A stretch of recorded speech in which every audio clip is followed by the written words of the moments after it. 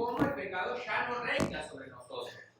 Ojo, no es una regla de que creemos en Cristo y ya el pecado no reina, sino que es una determinación personal del creyente de que podamos cada uno ser conscientes y decidir: yo no quiero que el pecado reine sobre mí.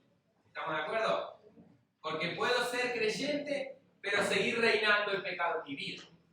Entonces ahí tengo que prestar atención a dónde me encuentro. Hoy vamos a explicar un poquito de cómo la ley ya no reina sobre nosotros. Y el domingo que viene, si Dios lo permite, se tratará un poco de cómo el Espíritu que mora en nosotros nos da vida y nos da libertad. Así que tenemos un pecado, un reino de pecado, un reino de la ley, y también vemos que hay espíritu y vida y libertad. Vimos el domingo pasado que el creyente enfrenta dos problemas: cómo puede lograr la victoria sobre la vieja naturaleza, sobre la carne, sobre el cuerpo del pecado, y cómo puede vivir para agradar a Dios. Y básicamente se enseñaba de que debemos saber, considerar y entregar para tener victoria. Hoy vamos a ver el creyente muerto a la ley. El creyente muerto a la ley. Y cuando hablamos de ley, muchos piensan la ley, ¿no? ¿Piensan en qué? En la policía, en las normas de tránsito, ¿verdad? O en las cadenas, ¿no? En las cadenas me refiero a las esposas, ¿no? O la ley, pensamos en un juicio, ¿verdad? Pensamos en una determinación de un juez que da una sentencia. Entonces eso es la ley, ¿no? Entonces nos podemos imaginar muchos escenarios cuando pensamos en la policía o pensamos en la ley, ¿verdad? Ahora, parece que tenemos un problema con la autoridad. Muchas veces, cuando mucha gente piensa que la policía, y parece como que esa gente, o los niños, a mí me sorprende cómo los niños muchas veces crecen con esa frase: oye, pues el policía, ¿y qué problema hay que pase la policía? Si no hiciste nada malo, no pasa nada con que pase la policía, ¿verdad?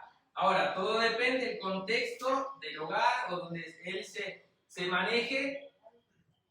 Todo depende de ese contexto para ver por qué la policía me genera un susto a los niños o seguridad, ¿verdad? Depende de muchas cosas, porque depende cómo ha sido el pasado de la persona, qué experiencia tuvo con la autoridad, ¿verdad? Depende de todo eso. Eso cuando hablamos de ley como ley, ¿verdad? Pero no estamos refiriéndonos específicamente a esta autoridad, aunque sí la palabra habla de que la autoridad es puesta con un propósito. Cuando hablamos de la ley, hablamos del Antiguo Testamento, del Antiguo Pacto que Dios le dio al pueblo de Israel. ¿Estamos entendiendo un poco lo que estamos explicando? Bien, podemos continuar.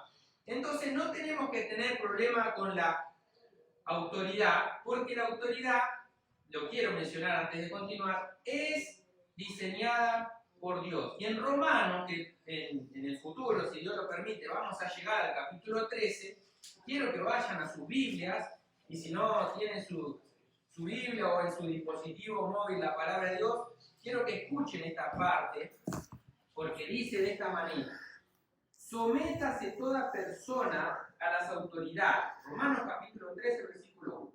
Sométase toda persona a las autoridades superiores, porque no hay autoridad sino de parte de Dios, y las que hay por Dios han sido establecidas. Este versículo muchas veces lo enseñamos para respetar a quien está gobernando. No importa si me gusta el color o si no me gusta, tengo que respetar y aceptar que Dios colocó el liderazgo de gobierno en nuestro país. Entonces la palabra ya me enseña que yo tengo que mantener una forma como ciudadano de respetar. ¿Por qué? Porque la ley la puso Dios. Porque la autoridad la puso Dios. De modo que quien se opone a la autoridad, a lo establecido por Dios, resiste. Y los que resisten acarrean condenación para sí mismos. El versículo 3 dice: porque los magistrados no están para infundir temor al que hace el bien, sino al que hace lo malo. Y ahí vemos lo que decíamos hoy, ¿no? ¿Por qué tenemos miedo de la policía si no hicimos nada mal, ¿no? Entonces, acá ese pensamiento que Dios diseñó la autoridad para cuidar, no para infundir temor. Lamentablemente, el ser humano ha transformado y ha puesto al revés. Y muchas veces aquellos que tienen un poco de autoridad infunden temor a quien está abajo, ¿verdad? Es como hablaba hace poquito con una persona. La palabra ministro, hoy en día uno piensa en el ministro de tal, ¿no? Y entonces piensa que es un hombre que tiene autoridad y todos tienen que hacer. Yo muevo un pelo y la gente. Sí, y así hace, ¿no? Los empleados, los que están abajo. Ministro. Pero la palabra ministro, sabemos por la escritura, que significa servidor, significa siervo, que está al servicio de. Y está mal entendido y mal enseñado y mal aprendido el término ministro. El mundo ha cambiado lo bueno que Dios diseñó y lo ha hecho para miedo. La autoridad, miedo. Los ministerios, una carga, un peso, ¿no? Temor. Cuando tiene que ser al revés. Protección, servicio. ¿Estamos entendiendo? Amén. Dios diseñó algo perfecto. Todo lo diseñó perfecto. Lo que pasa es que estamos en tiempos raros. Pero esto se debe aplicar a la casa de Dios. El ministro tiene que ser un servidor. Y el que está en un lugar de autoridad no lo tiene que hacer con opresión, sino para protección. ¿Por qué enseñamos esta palabra? Para proteger su corazón, para que tu espíritu esté creciendo, para que tengas un acercamiento más genuino y más real al Señor. Y para que crezca. Todos nosotros crecemos. No hay uno que crezca porque yo soy pastor, voy a crecer más sincero. No, la Biblia no dice eso. Tú puedes tener una relación más cercana con el Señor, más profunda incluso que un líder o un pastor. Porque para todos Dios les da la oportunidad de ir madurando. En este caso, cuando habla de los magistrados, dice que Él los diseñó así, no están para infundir temor al que hace el bien, sino al malo. ¿Quieres pues no temer la autoridad? Haz lo bueno y tendrás alabanza de ella, explica Pablo en el capítulo 13. Porque es servidor de Dios para tu bien.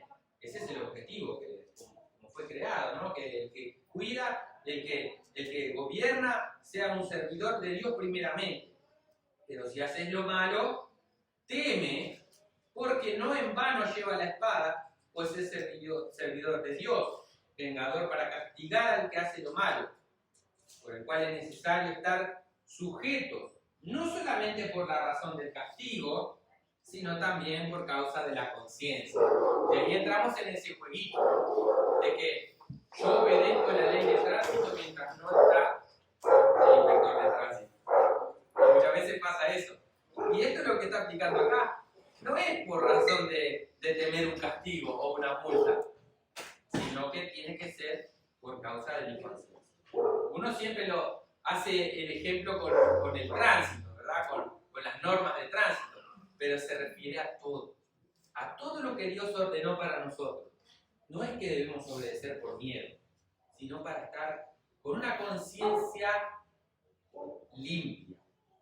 Que ya hemos hablado de que no es lo mismo que tener una conciencia tranquila. Hay gente que duerme tranquila con la conciencia de una manera bastante sucia, pero debemos tener la conciencia limpia delante del Señor. Entonces, si le tememos a la ley, es que algo anda mal. Si le temo a un mensaje que venga a dar el pastor o a una porción que la Biblia me toca en ese día, si le tengo miedo, no lo voy a hacer. Bueno, acá habla de eso, mejor paso a la hoja. Algo anda mal en mí. Si le temo a la ley, porque acá leímos en el capítulo 13 de Romanos que el que lleva la espada es para proteger y para cuidar la ley, por celo. Nosotros tenemos que tener respeto a la ley, respeto a la autoridad. La ley, ya vimos en los capítulos anteriores, que nos muestra que somos pecadores. Miramos al espejo de la palabra, de las normas y las leyes del Antiguo Testamento, todos fallamos. Todos fallamos. Miremos el espejo de los 10 mandamientos, todos fallamos. No se escapa uno, no nos escapamos ninguno de nosotros. Somos pecadores. Y mientras vivamos, la ley tiene poder sobre nosotros. Después de morir ya no va a tener dominio sobre nosotros. Y eso nos va a enseñar algo muy, muy poderoso. Mientras vivimos, no es que estamos apresados, dominados por la ley. Hay una posibilidad de que nosotros podamos cambiar ese dominio de la ley por un dominio superior. ¿La ley es buena? ¿Qué les parece a ustedes? ¿Es buena la ley? ¿Es importante la ley? Sí, la ley es buena, es importante la ley, pero hay algo superior. Ahora, la ley, por lo que vimos anteriormente, nos muestra que somos pecadores. Estamos bajo una ley de que erramos al blanco. Pecar es errar al blanco, según algunas descripciones. Entonces estamos bajo la ley, pero podemos, mientras vivimos, aunque vamos a estar bajo el dominio de la ley, podemos cambiarlo por un dominio superior. Y ahí es donde debemos prestar atención. ¿Quién es el dominio en mí? ¿La ley, que me manifiesta que soy pecador y sigo viviendo bajo pecado? ¿O prefiero tener un dominio superior? Que vamos a ver cuál es el resultado más adelante. Mientras vivimos, decimos acá, tenemos la posibilidad de cambiar el dominio de la ley por uno superior. Cuando nosotros leemos esta frase, entendemos que cada uno de nosotros tenemos a la mano el poder de que no me domine la ley del pecado, que no me domine el pecado, sino que me domine alguien superior, y es Jesús, y es Cristo. Vamos a leer algunos de los versículos, porque yo estoy desarrollando todo esto con mucha velocidad y no hemos leído Romanos el capítulo 7, pero sí vamos a ver algunos de los versículos en esta oportunidad. La ley dice, ¿acaso ignoran, hermanos? Pues hablo como los que conocen a la ley, que la ley se enseñorea del hombre entre tanto que éste vive. De esto estamos hablando, ¿verdad? La ley se enseñorea. Romanos capítulo 7, versículo 1 dice que la ley se enseñorea, se hace señor, o sea, domina, ¿verdad? Dice, la ley se enseñorea entre tanto que el hombre vive, ¿verdad? Y después hace una analogía de cuando una persona que es casada está sujeta por la ley a su cónyuge mientras éste vive, pero cuando el cónyuge fallece, la persona que vive, que quedó viudo o viuda, queda libre, ¿verdad? Lo dice la Escritura, ¿no? Así que cuando está viva la persona y está casada, está bajo una ley.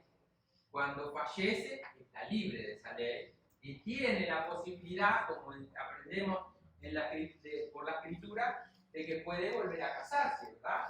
Entonces, es una nueva ley. Ahora, si quiere, se puede quedar sin casar, también queda libre de esa ley, ¿verdad? Son situaciones que tenemos que entender. Esto es un ejemplo y pueden ser también ministradas de manera personal, íntima, según también lo que Dios muestre al corazón. Si vamos a enfocarnos solamente en lo que es el matrimonio o un segundo matrimonio, ¿verdad? No hay problema con que uno pueda seguir a Cristo, estar en la misma página con el matrimonio y Dios bendice el matrimonio. Eso es lo que podemos aprender, ¿verdad? En un principio, como dice la Escritura, y ayer justo hablábamos con la tía Luis, en un principio no fue así. Dios no quería que se divorciara. Lo que Dios unió, no lo separó. Pero por causa de, ¿qué? De la dureza del corazón del ser humano, y como Dios sabe, bueno, un poco se dio la posibilidad para otros parámetros, ¿verdad? Ahora, uno como está, llega a los pies de Cristo y tiene que disfrutar de saber que lo principal es que somos hijos de Dios. Y Dios, aquí donde estoy, en mi núcleo familiar, Dios me va a bendecir, Dios me va a usar, voy a ser amado, voy a ser aceptado y voy a ser un fruto para Dios. Justamente vamos a hablar de eso, de fruto, porque no tengo dominio de pecado. Uno tiene que tener la conciencia limpia de que no me está dominando el pecado, ¿verdad? Seguimos adelante porque después de hacer esa comparación, dice, así también vosotros, hermanos míos, versículo 4, habéis muerto a la ley mediante el cuerpo de Cristo, para que seáis de otro, o sea, del que resucitó de los muertos, a fin de que, dice el versículo 4 al final, ¿qué cosa? Llevemos fruto para Dios. Amén. Llevemos fruto para Dios. El propósito de cambiar de dominio es uno solo: llevar fruto para Dios. Somos creados para tener comunión con Dios, somos creados para honra y gloria de Dios. El pecado nos alejó. Estamos bajo la ley del pecado, bajo la ley de que todos somos pecadores, rumbo a la muerte. Tenemos ese dominio. Ahora, lo cambiamos por un dominio superior, con un propósito bien definido, que es para el cual Dios nos creó ya. Dios creó la humanidad para honra y gloria de su nombre, para alabanza de su gloria. Y nosotros, cuando somos rescatados de ese dominio del pecado, recuperamos el propósito para el cual fuimos creados. Entonces, el propósito es dar fruto para Dios. Cuando yo miro esas tres palabras, fruto para Dios, o cuatro, llevar fruto para Dios, lo que yo estoy pidiendo, ¿a quién exalta? Yo leo acá llevar fruto para Dios y yo digo, ¿cómo soy? Lo que hago, lo que pienso, lo que vivo, lo que enseño, lo que transmito. ¿Para quién lleva fruto? Y a mí me desafían estas cuatro palabras. Y me hacen pensar y decir, Gabriel, todo lo que vos estás mencionando, ¿lleva fruto para Dios? Yo digo, no. Estaba bajo un dominio fuerte de la ley, pero ahora estoy bajo un dominio superior. No perdamos de vista el objetivo y lo digno que es quien me domina. En otra oportunidad también habla de que uno entrega su cuerpo de la misma manera que entrega el cuerpo para lo malo. Ahora que somos de Cristo lo tenemos que entregar para lo bueno, con ese mismo ímpetu, con esa misma fuerza, con esas mismas ganas, esa misma dedicación, esa misma determinación, con esa misma entereza tenemos que entregar. Antes que lo hacíamos para el pecado, bueno, ahora para Cristo, con esa misma fuerza, ¿verdad? Porque Él nos compró con un precio alto. No es por capricho que Pablo nos enseña estas verdades. No debemos menospreciar el sacrificio de nuestro Señor Jesucristo. No debemos menospreciar el precio alto que fue nuestra salvación. Nosotros ya tenemos salvación. Vivamos como hijos de Dios. Vivamos para darle y llevarle fruto a nuestro Dios. Hace poco escuchaba algo acerca de la disciplina. Y hablaba un pastor y decía que había hecho dieta, y él decía que la gente ahora lo veía después de un año y le decía, qué disciplinado que sos. Y a él le molestaba eso, porque él decía, yo siempre fui disciplinado. Yo antes era disciplinado para comer, disciplinado para engordar. Ahora soy disciplinado para comer lechuga. Antes me ponía lechuga frente y yo no quería comer lechuga. La quería patear de la mesa. Yo siempre fui disciplinado. Hay que prestar atención en qué estamos siendo nosotros mismos disciplinados. Si es para llevar fruto para nosotros mismos o llevar fruto para Dios. Esa misma disciplina que yo aplico todos los días de mi vida para hacer la rutina que tenemos cada uno, que es diversa, pensemos personalmente, íntimamente, si esa rutina le está llevando fruto a Dios. La palabra nos enseña de que mientras vivamos, esa ley del pecado tiene poder sobre mí. Y tenemos la posibilidad, como ya dijimos, de que mientras vivamos también, la ley de saber que tenemos ese dominio superior puede hacernos vivir de una manera diferente, llevando fruto para Dios. La palabra nos habla después en los siguientes versículos acerca de la pasión de la carne. Esta foto a mí me sorprende y me impresiona porque esas cadenas son fuertes. Esas manos están manchadas. No hay libertad.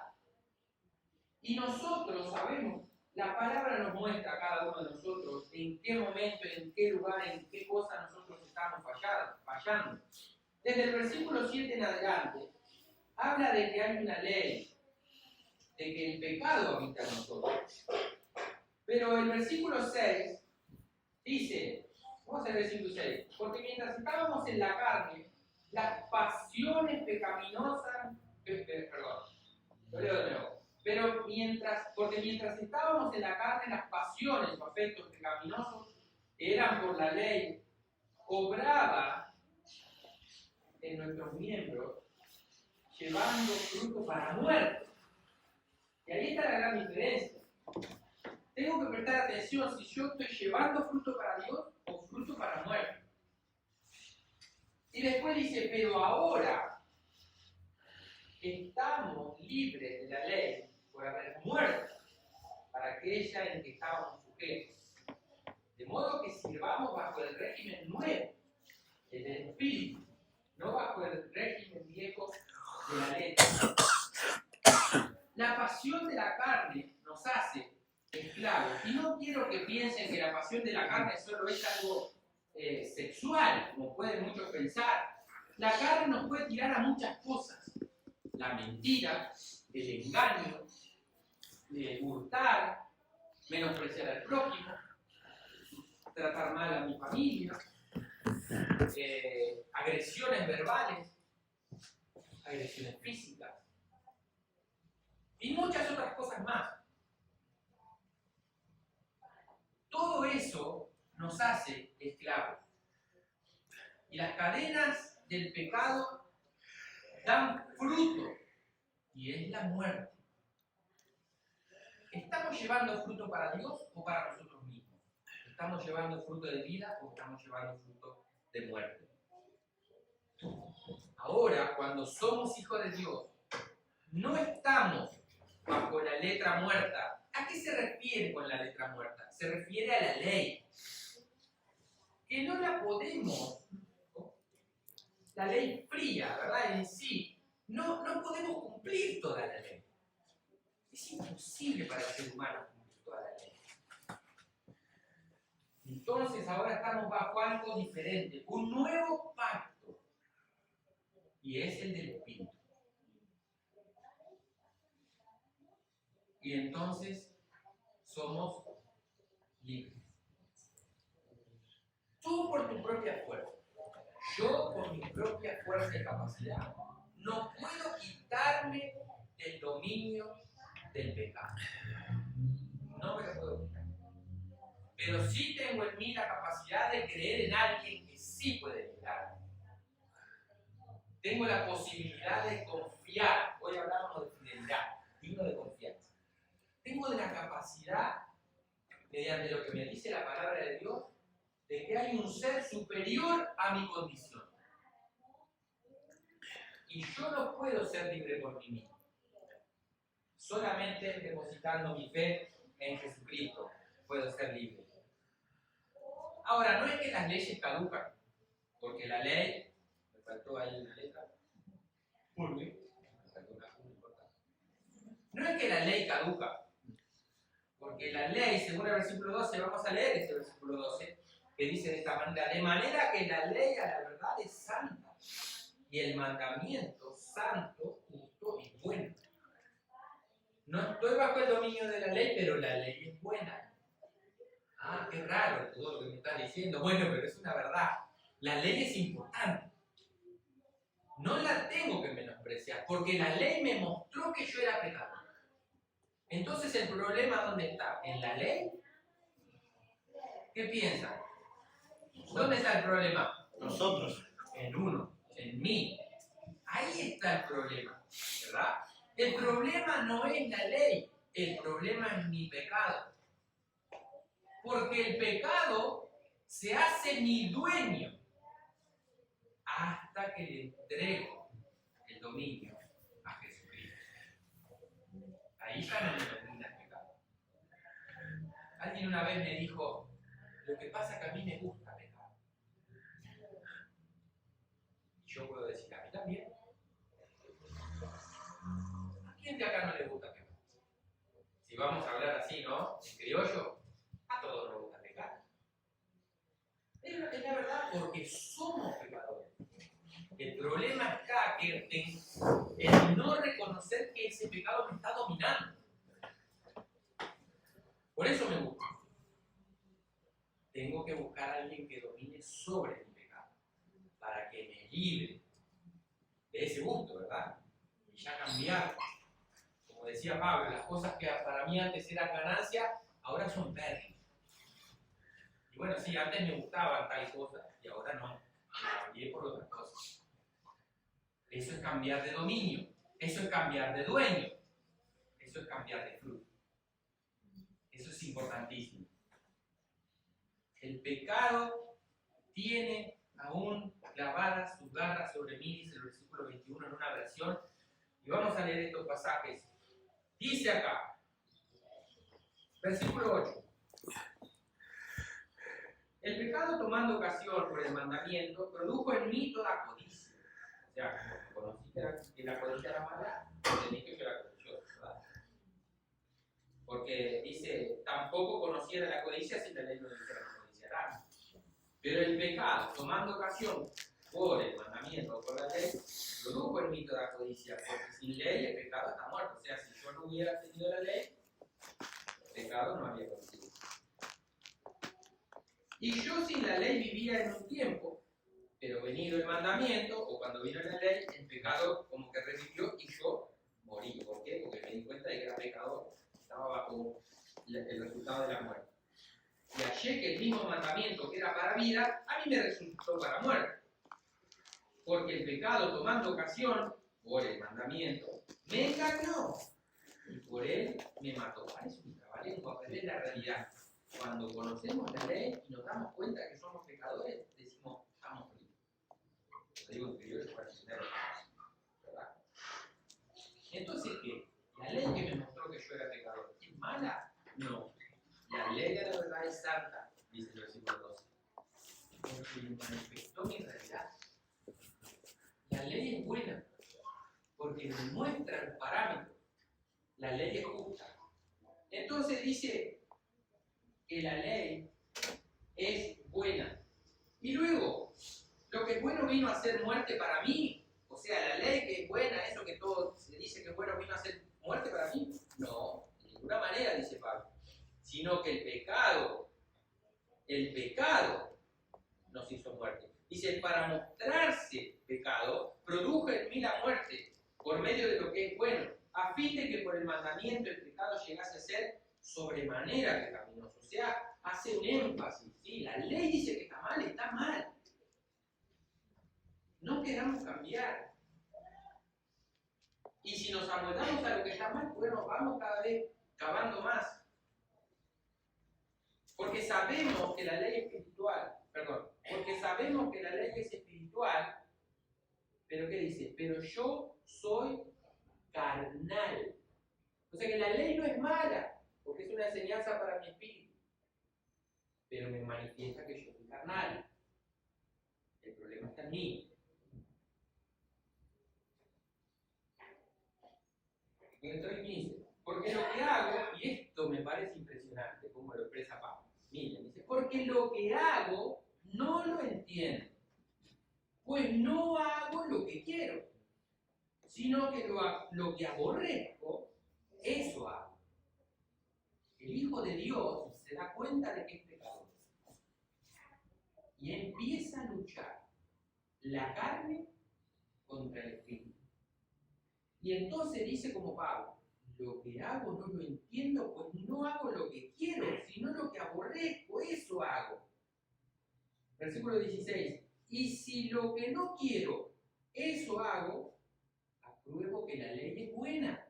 Estamos haciendo como un análisis y decir, al final la ley, que parecía tan mala porque lo que me mostraba que era pecador, resulta que el problema está en mí, entonces entiendo que la ley es buena. De manera que ya no soy yo quien hace aquello, sino que hay otra cosa más importante acá, el pecado que habita en mí, el pecado que mora en mí. Y como está escrito acá, hay una versión que se expresa de esta manera.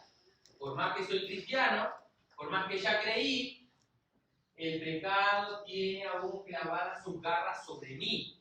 El pecado aún tiene las garras puestas sobre mí.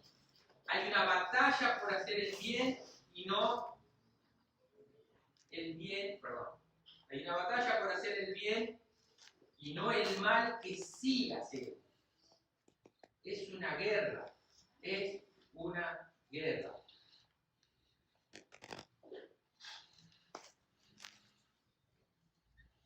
El mal en nosotros mismos. Ese acto. Sé que estoy mal, no lo quiero hacer. Perdón. Está el bien, como después dice,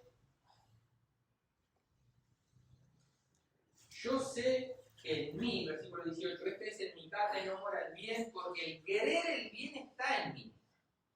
O sea, yo sé, yo lo quiero hacer, pero no voy a hacer. Por más que yo sé que está bien, no lo hago. ¿No se siente en parte de este pasaje? Lo escribí yo esto, ¿no? Uno piensa y digo, esto no lo escribió Pablo, lo escribimos cada uno de nosotros. Porque no hago el bien que quiero, sino el mal que no quiero. Eso hago. Y el versículo 20 dice, y si hago lo que no quiero, ya no lo hago yo, sino el pecado que mora en mí. Así que queriendo yo hacer el bien, hallo esta ley. El mal está en mí. Dejemos de culpar al otro. Dejemos de culpar la sociedad, la situación, el pasado, mi casa, mis padres, mis hijos, mi esposo, mi esposa, mi amigo. Dejemos de culpar a los demás, a la iglesia que iba antes, el lugar, lo que sea. Dejemos de culpar el gobierno, el que gobierna, nos gusta y por eso yo hago esto. No, el pecado está en mí.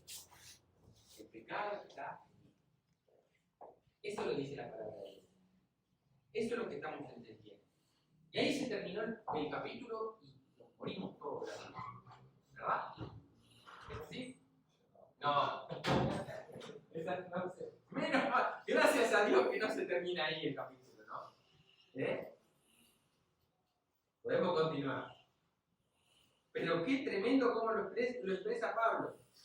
Porque dice, porque según el hombre interior me deleito en la ley de Dios. O sea, hay una conexión espiritual y me agrada la ley. Entiendo que es buena la palabra de Dios. Pero veo otra ley en mis miembros que se revela contra la ley de mi mente y que me lleva cautivo a la ley del pecado que está en mis miembros. Y Pablo exclama de esta manera, miserable de mí. Y se pregunta de esta manera, ¿quién me librará de este cuerpo de muerte? Pablo dice miserable, somos unos miserables. Ah, qué horrible que te digan, sos un miserable. Digamos que es verdad, y que alguien viene y nos dice, sos un miserable, o sos una miserable. Vamos a suponer que lo merecemos que nos digan eso. ¿Cómo nos sentiríamos si somos un poquito conscientes de que es verdad? Horrible, horrible, horrible. Es una suposición, ¿no? Estamos suponiendo. Pero sin suponer, entendemos por lo que estamos leyendo que somos miserables. Somos unos miserables, espiritualmente hablando. Y no es lindo escuchar esto. A ninguno de nosotros nos gusta que nos digan ciertas verdades. Y esta es una cierta verdad muy fuerte. Somos unos miserables. Y Pablo se decía a sí mismo, no nos está diciendo a nosotros.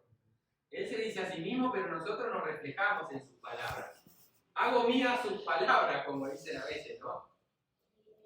Miserable hombre de mí, ¿quién me librará de este cuerpo mortal o de muerte?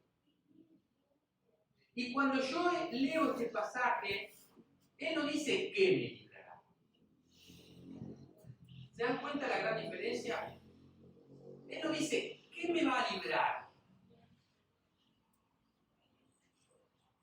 No tenemos que decir qué, porque cuando decimos qué, podemos pensar de qué puedo hacer. ¿Qué puedo hacer para librarme? ¿O qué puedo dar? ¿O qué hay en mí? Si hubiera estado el qué.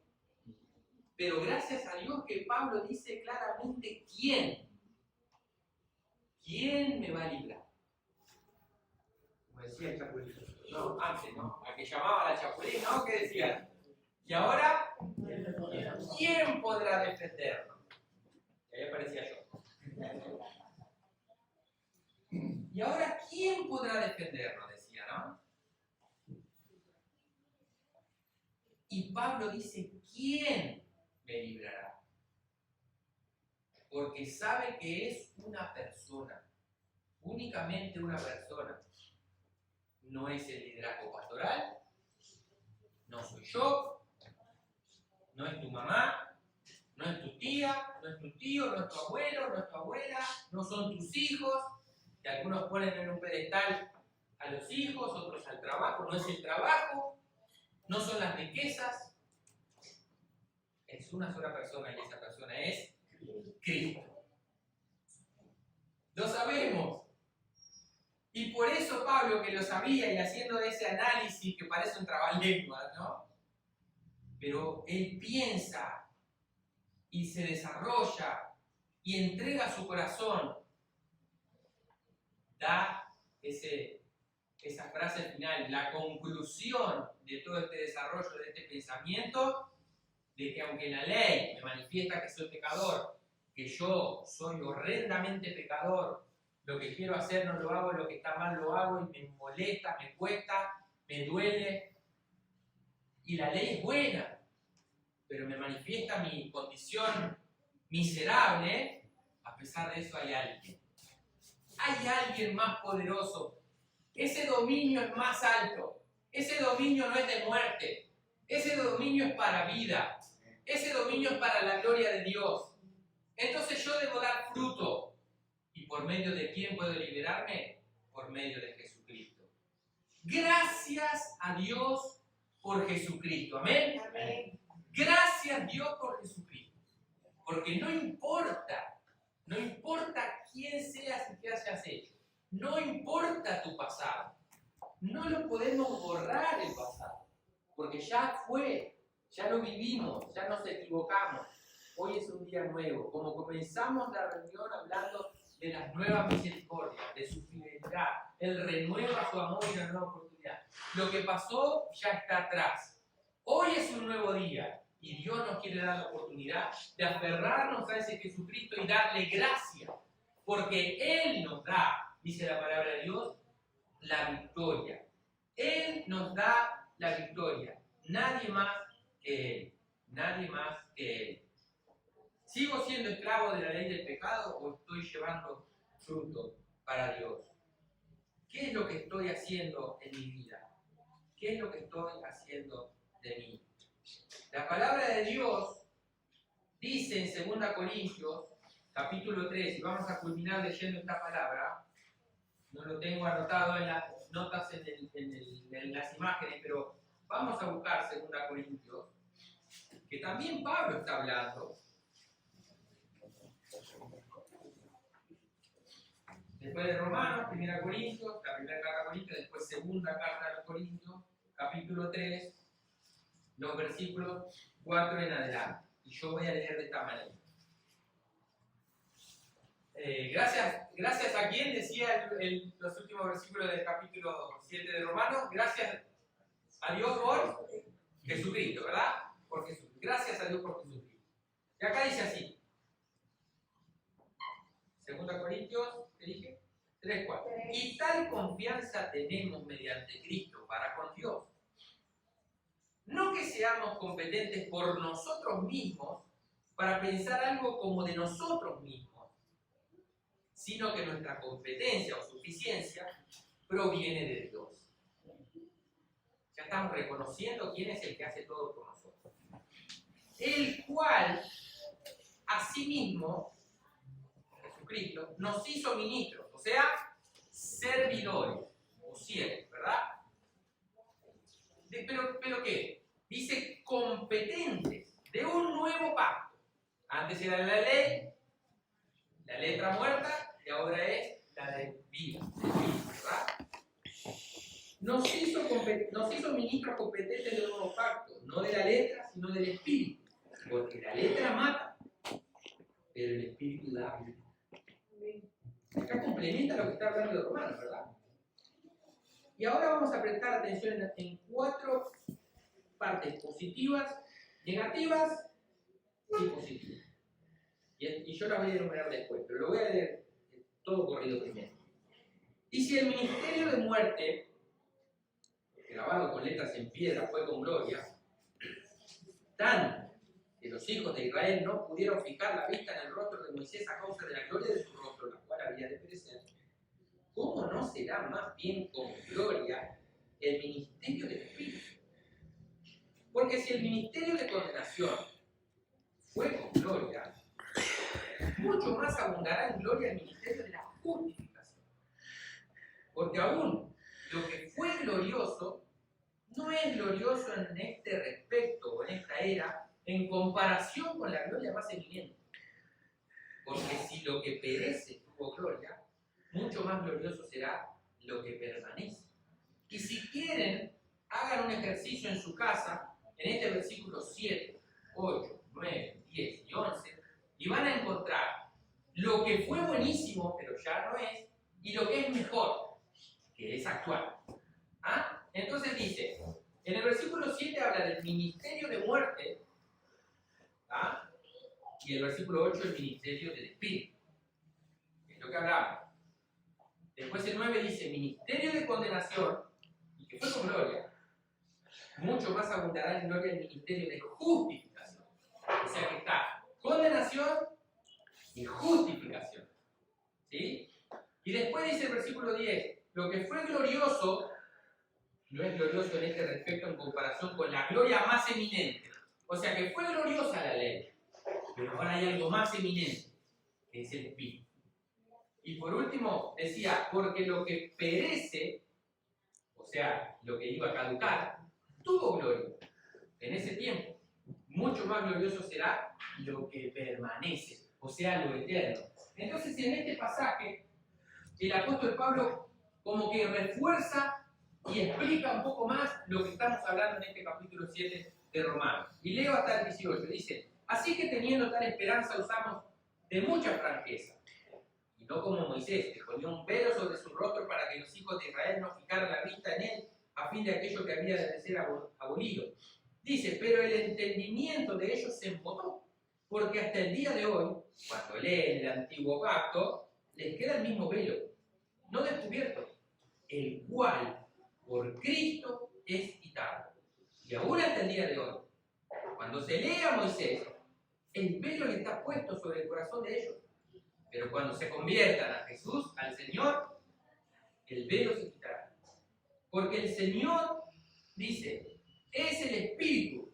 Y donde está el Espíritu del Señor, allí hay libertad. Libertad. Donde está el Espíritu de Dios, allí hay libertad. Donde está el Espíritu de Dios, hay libertad del pecado. Y la ley es buena. Pero cuando solo nos enfocamos en la ley hay un velo, que solo nos muestra que somos pecadores. Pero el velo es quitado cuando depositamos nuestra fe en Jesucristo. Y no solamente para salvación, mis hermanos, porque Dios quiere que nosotros vivamos una vida santa. Cada día tengo que entregarle al Señor. No para vida eterna, pero sí para andar en lo que la vida. Para andar como Cristo. Cristo es nuestro mayor ejemplo. Cristo es soberano. Y yo le debo rendir cuentas a Él con mi